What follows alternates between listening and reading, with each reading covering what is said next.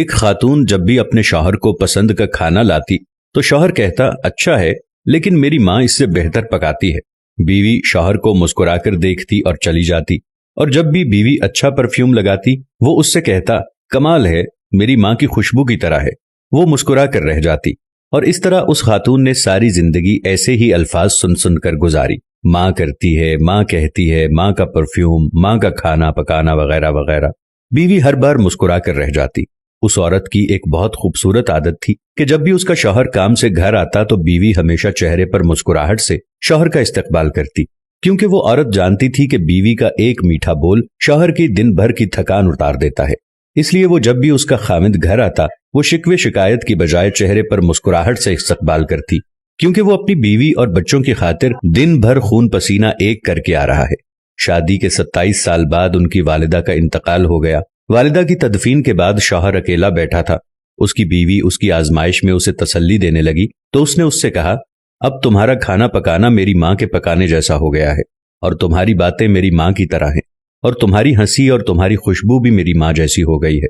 बीवी मुस्कुराकर बोली, वो कैसे? तो शौहर ने कहा, मैंने तुमसे 27 साल की उम्र में शादी की थी और हमारी शादी को 10 साल हो चुके हैं। अब तुम मेरी माँ जैसी सोच रखने लगी हो। बीवी कहने लगी कि आप रियाजी के प्रोफेसर हैं, फिर भी आपका हिसाब गलत है। शौहर ने कहा, वो कैसे? बीवी कहने लगी, मैं जब तक जिंदा हूं आपकी माँ के बराबर नहीं बन सकती।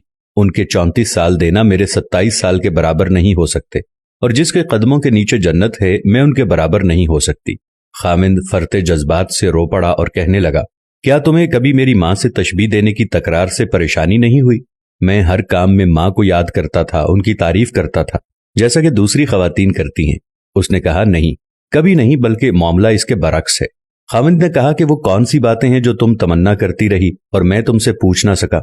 बीवी ने कहा कि जब भी आप अपनी माँ की बात करते और मेरा मवाजना उनसे करते थे, मैं कहती थी, ए अल्लाह, मेरे बेटे के दिल में मेरी मोहब्बत वैसे ही डाल दे जिस तरह तूने इसकी दादी की मोहब्बत इसके बाप के दिल में डाली है, क्योंकि आपकी अपनी वालिदा से मोहब्बत तमाम हदों से बढ़कर है, और मैं भी यही चाहती हूँ कि मेरा बेटा भी मुझसे वैसी ही मोहब्बत करे जैसी आप अपनी वालिदा से करते हैं।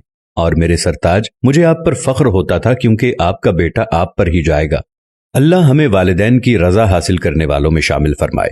अगर आज की बहू ये बात समझ ले, ये गुर सीख ले, तो बुढ़ापे में पुरसुकून रहेगी। आज किसी के बेटे पर कब्जा जमाने की कोशिश कल अपने बेटे को हाथों से निकाल देगी, क्योंकि ये दुनिया मकाफाते अमल का नाम है। आज किसी की राह में तुम पत्थर रखोगे तो आने वाला वक्त तुम्हारी राह में पहाड़ बन जाएगा। माएं रातों को जागकर बच्चों के लिए अपना आराम सब कुछ कुर्बान कर देती हैं, और बाप अपने बेटे और उसकी मां के अखराजात पूरे करने के लिए दिन भर मेहनत और मजदूरी करता है।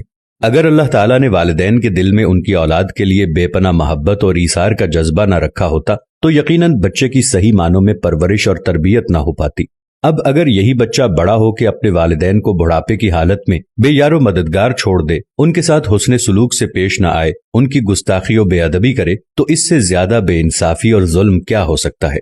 अल्लाह ताला हम सब पर रहम फरमाए और आप सब पर खुसूसी करम फरमाए। जिनके वालिदैन जिंदा हैं उनको अल्लाह लंबी उम्र अता फरमाए। उम्मीद करते हैं आपको हमारी आज की वीडियो भी जरूर पसंद आई होगी। वीडियो के बारे में अपनी राय का इजहार जरूर करें। जज़ाकल्लाह।